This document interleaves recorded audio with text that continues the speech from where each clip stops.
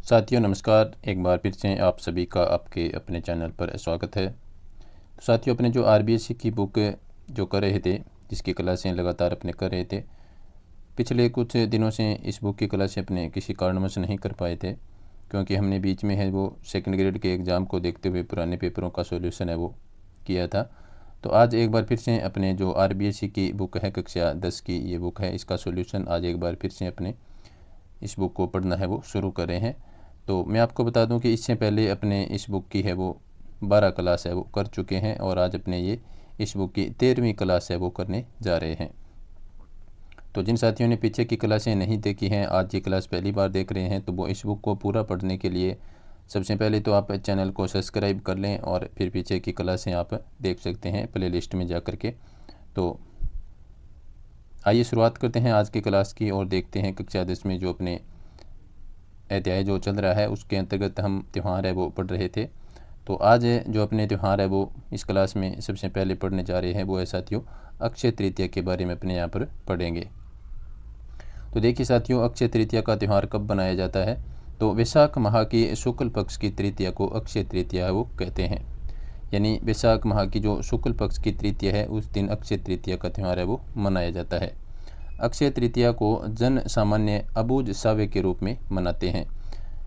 इस त्यौहार की जो बनाने की जो तिथि है वो भी पूछी गई है पुराने पेपरों में, और एक ये भी पूछा गया है कि किस त्यौहार के दिन है वो अबूझ सावे के रूप में सर्वाधिक विवाह होते हैं।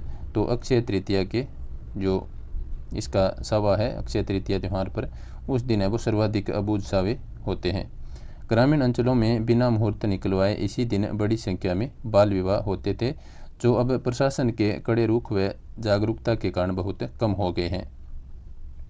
इसके बाद में है कृषक इस दिन खेतों में हल चलाकर अच्छी वर्षा एवं फसल की कामना करते हैं। बाजरा, गेहूँ, चावल, तिल, जौ इत्यादि 7 अन्नों की पूजा की जाती है। तो साथियों, यहाँ से क्वेश्चन पूछा जा सकता है कि किस त्यौहार के अवसर पर 7 अन्नों की पूजा की जाती है? तो आपको याद रखना है अक्षय तृतीया के अवसर पर है वो बाजरा, गेहूँ, चावल, तिल, जौ इत्यादि 7 अन्नों की पूजा है वो की जाती है। इस दिन गेहूँ, बाजरे आदि का खिचड़ा, गुड़ की गलवाणी व मंगोड़ी का साग है वो मनाया जाता है। बीकानेर का स्थापना दिवस होने के कारण इसे वहाँ और भी उत्साह के साथ मनाया जाता है। यानी अक्षय तृतीया के अवसर पर साथ साथ बीकानेर का स्थापना दिवस भी इसी दिन है वो मनाया जाता है। तो आपसे पूछा जा सकता है कि बीकानेर का स्थापना है वो किस त्यौहार के साथ है वो दिवस मनाया जाता है? तो अक्षय तृतीया के साथ बीकानेर का स्थापना दिवस भी मनाया जाता है। नेक्स्ट देखिए, पूरे देश में मनाए जाने वाले सभी पर्व त्यौहार आदि राजस्थान में उतने ही हर्षोल्लास से मनाए जाते हैं।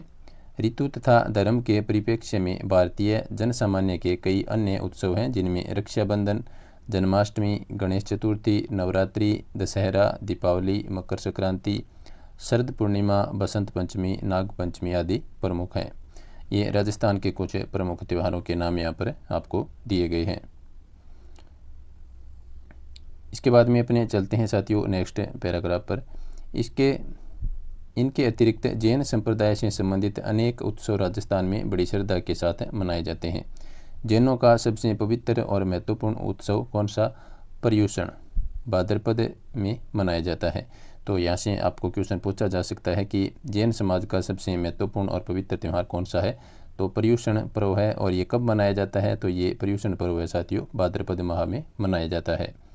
श्रावकगण इस मौके पर मंदिर जाकर पूजन अर्चन, स्तवन, कीर्तन, व्रत, उपवास आदि प्रक्रियाओं द्वारा आत्मशुद्धि, संयम एवं नियम का पालन है वो करते हैं।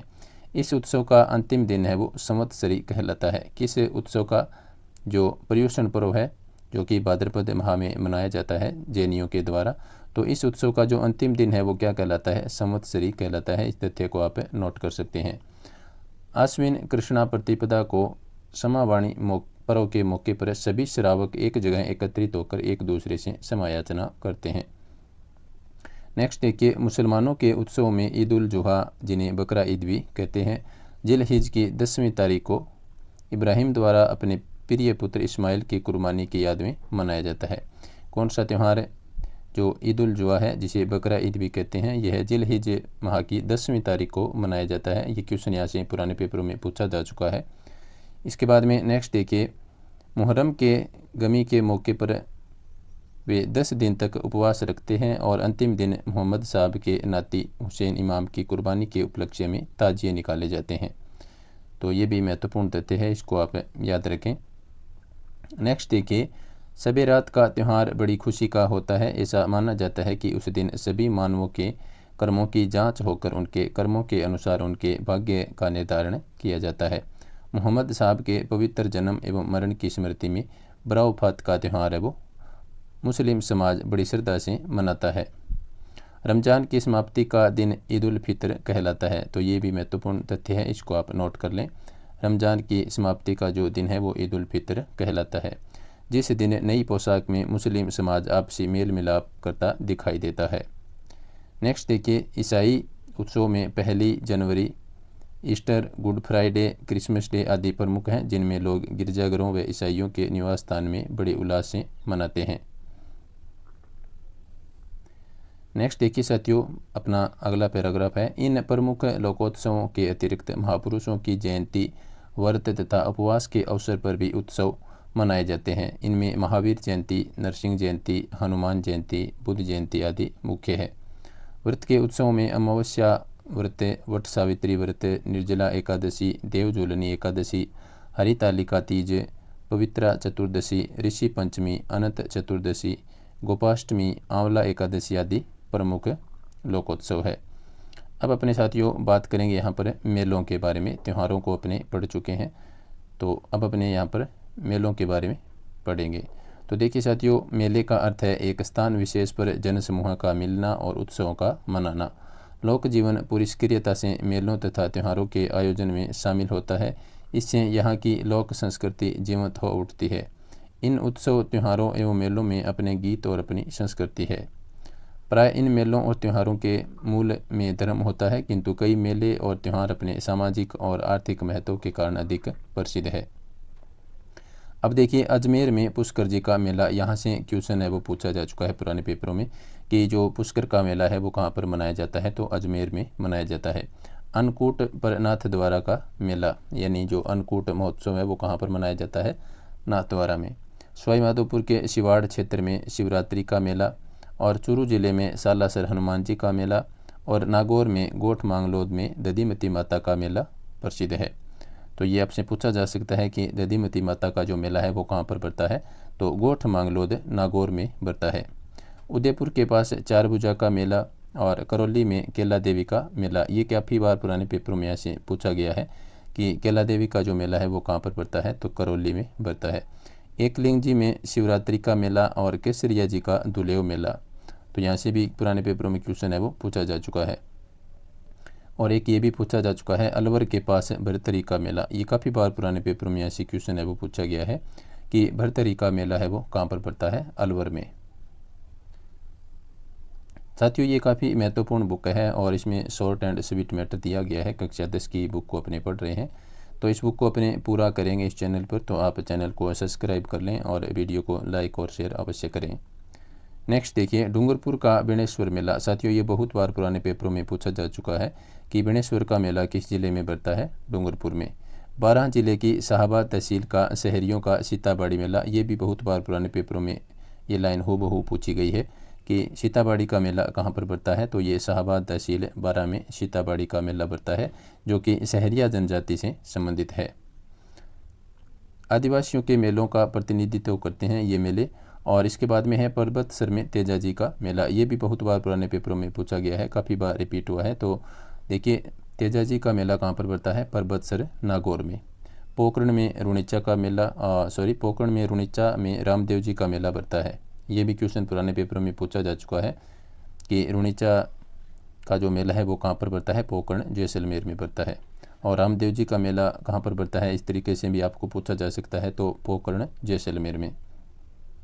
इसके बाद में देखिए, कोल्लूमंड में पाबू जी का मेला, ये क्वेश्चन काफ़ी बार पूछा जा चुका है कि कोल्लूमंड में किस लोक देवता से संबंधित मेले का आयोजन होता है, तो पाबू जी से संबंधित है कोल्लूमंड।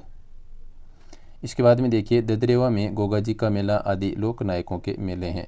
मौसमी मेलों में तीज, गणगौर आदि के प्रमुख हैं। और प्रमुख मेलों का संक्षिप्त विवरण यहाँ पर प्रस्तुत है, यानी अब आगे अपने इन मेलों के बारे में थोड़ा सा डिटेल से पढ़ने जा रहे हैं। तो देखिए साथियों, सबसे पहले अपने यहाँ पर पढ़ेंगे पुष्कर का मेला। अजमेर ज़िले का पुष्कर हिंदुओं की आस्था का एक प्रमुख केंद्र है। पूरे भारत में यही ब्रह्मा जी का एकमात्र ऐसा मंदिर है जिसमें उनकी विधिवत है वो पूजा होती है। इसी मंदिर के पीछे की पहाड़ियों पर सावित्री माता का मंदिर भी है। पुष्कर में लगने वाला कार्तिक माह की पूर्णिमा का मेला अपनी विशालता के कारण अनुपम है वो माना जाता है। तो देखिए, जो पुष्कर का मेला है वो कब लगता है ये भी आप याद रखें और इस तथ्य को आप नोट कर लें कि जो पुष्कर का मेला है वो कार्तिक माह की पूर्णिमा को बरता है। पौराणिक कथाओं के अनुसार प्राचीन समय में पुष्कर में विजरनाथ नामक एक राक्षस था जिसने पुष्कर में आतंक है वो मचा रखा था। यानी यहाँ पर जो पुष्कर के मेले की जो कथा है उसके बारे में अपने पढ़ रहे हैं। इस राक्षस द्वारा ब्रह्मा जी की संतानों की हत्या की बात जब स्वयं ब्रह्मा जी को ज्ञात हुई तो उन्होंने प्रकट होकर कमल के फूल से राक्षस का संहार किया। कमल की पंखुड़ियाँ जिन 3 स्थानों पर गिरी वहाँ झीलें बन गई, जिनमें उन झीलों के नाम देखिए ज्येष्ठ पुष्कर, कनिष्ठ और मध्यम पुष्कर। ये 3 झीलें वहाँ पर बनी हुई हैं। इनमें ज्येष्ठ पुष्कर का ही महात्म्य है वो अधिक है, यानी ये ज़्यादा महत्वपूर्ण है। तत्पश्चात ब्रह्मा जी ने इसी स्थान पर एक यज्ञ का आयोजन किया जिसमें समस्त देवी देवताओं और ऋषि मुनियों को आमंत्रित किया। यह यज्ञ कार्तिक मास में संपन्न हुआ था। कौन से मास में? कार्तिक मास में यह यज्ञ है वो संपन्न हुआ था। इसके बाद में नेक्स्ट देखिए, पुष्कर में कार्तिक माह में दीपदान की परंपरा अत्यंत महत्वपूर्ण और पौराणिक है। तो ये भी महत्वपूर्ण तथ्य है कि दीपदान की परंपरा है वो किस माह में पुष्कर में आयोजित होती है, तो कार्तिक माह में आयोजित होती है। इसको आप याद रखें। नेक्स्ट देखिए, इसी समय पशु मेला भी लगता है। विदेशी पर्यटक भी इस समय बड़ी संख्या में यहाँ आते हैं। रंग बिरंगे वस्त्रों में जन समुदाय, गियरवें वस्त्रों में भस्म लपेटे साधु, हजारों मवेशी और खूबसूरत जीनों से सजे ऊँट, इन सब से सुसज्जित होकर पुष्कर मेला अत्यंत आकर्षक और जीवंत दृश्य है वो उपस्थित करता है। तो ये तो था साथियों पुष्कर का मेला। अब अपने बात करेंगे जीर्ण माता का मेला। तो देखिए साथियों, सीकर जिले के रेवासा ग्राम में पहाड़ी की तलहटी में जीर्ण माता मंदिर है वो अवस्थित है। कहाँ पर है? सीकर जिले के रेवासा ग्राम में पहाड़ी की तलहटी यानी पहाड़ी के जो नीचे का भाग होता है वहाँ पर जीर्ण माता का मंदिर है वो अवस्थित है। इस मंदिर का निर्माण विक्रम संवत 1121 में मोहिल के अठर द्वारा है वो करवाया गया था। किस मंदिर का? जो जीर्ण माता का मंदिर है उसका निर्माण 1121 ईस्वी में मोहिल के अठर द्वारा करवाया गया। यहाँ माता की अष्टभुजी प्रतिमा है। इसके सामने घी और तेल के 2 दीपक अखंड रूप से कई 100 वर्षों से प्रज्वलित है। माना जाता है कि इन दीपकों की ज्योतियों की व्यवस्था दिल्ली के चौहान राजाओं ने शुरू की थी। नेक्स्ट देखिए, जीर्ण माता के संबंध में जनश्रुति है कि यहाँ हर्ष और जीर्ण भाई बहन थे। इनके माता पिता का बचपन में स्वर्गवास हो गया था। बावज के तानों से दुखी होकर जीर्ण अपने भाई का घर छोड़ करके रेवासा की पहाड़ियों पर तप करने आ गई। जब हर्ष को इस बात का पता चला तो उसने जीर्ण को घर लौटने का आग्रह किया। जब जीर्ण किसी भी प्रकार घर आने को तैयार नहीं हुई तो हर्ष भी उसी के साथ इस स्थान पर देवी को प्राप्त करने के लिए कठोर तपस्या करने लगा। अंत में देवी साक्षात हुई और आज तक वहाँ विद्यमान है। यानी जो हर्ष की पहाड़ी है वो भी इसके लिए प्रसिद्ध है। इस मंदिर के पास में जो पहाड़ी है, तो हर्ष की पहाड़ी से संबंधित क्वेश्चन भी पुराने पेपरों में पूछा गया है कि हर्ष की पहाड़ी कहाँ पर स्थित है, तो ये रेवासा ग्राम सीकर में स्थित है। नेक्स्ट देखिए, राजस्थान के अलावा अन्य राज्यों में भी लाखों तीर्थयात्री मनोकामना पूर्ति हेतु यहाँ आते हैं। चैत्र और अश्विन माह में नवरात्रों के समय यहाँ विशेष चहल पहल हो जाती है। इसके बाद में अपने साथियों पढ़ने जा रहे हैं। नेक्स्ट जो मेला है वो है खाटू श्याम जी का मेला। सीकर जिले में स्थित खाटू श्याम जी का मंदिर बहुत ही विख्यात है। जिला मुख्यालय से करीब 50 किमी दूर स्थित श्री कृष्ण के ही एक स्वरूप श्री श्याम जी के इस मंदिर में वर्ष भर भक्तों की भीड़ लगी रहती है। शीश के दानी के रूप में विख्यात श्री श्याम जी के मंदिर में फाल्गुन के शुक्ल पक्ष की 10वीं से द्वादशी तक वार्षिक मेला है वो लगता है। कब से कब तक? फाल्गुन के शुक्ल पक्ष की 10वीं से द्वादशी तक वार्षिक मेला लगता है। इस मंदिर के निकट स्थित श्याम बगीचा और श्याम कुंड भी दर्शनीय है। तो ये था साथियों खाटू श्याम जी का मेला। और नेक्स्ट जो अपना मेला है वो बरतरी का मेला है, जिसे अपने नेक्स्ट क्लास में पढ़ेंगे। तो उम्मीद है कि आज की क्लास आपको पसंद आई होगी। तो आप नेक्स्ट क्लास से जुड़ने के लिए अपने जिन्होंने इस चैनल को सब्सक्राइब नहीं किया है वो सब्सक्राइब कर लें और इस क्लास को आप लाइक और शेयर अवश्य करें। वीडियो देखने के लिए सभी साथियों का धन्यवाद। नमस्कार।